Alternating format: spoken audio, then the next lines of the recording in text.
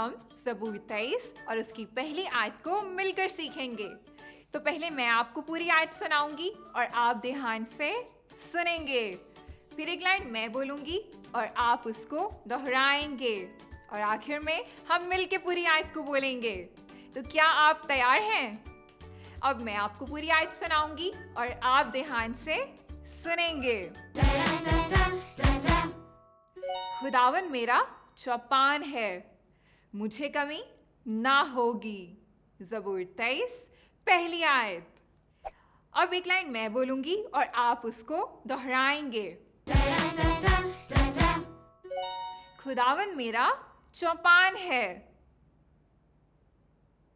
مجھے کمی نہ ہوگی. زبور 23 پہلی آیت.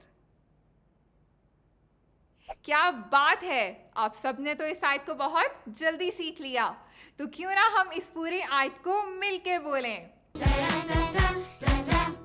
خداوند میرا چوپان ہے, مجھے کمی نہ ہوگی.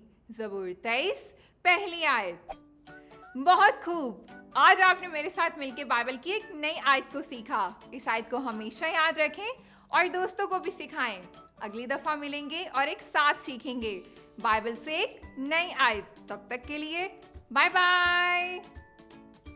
روز کی روٹی کھائیں ہم, خدا میں بڑھتے جائیں.